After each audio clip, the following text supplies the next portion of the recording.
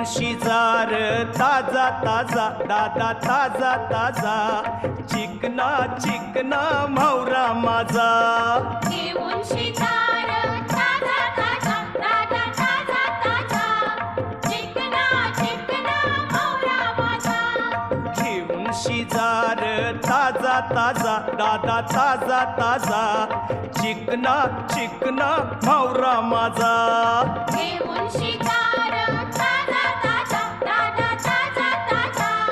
चिकना चिकना म्हावरा माझा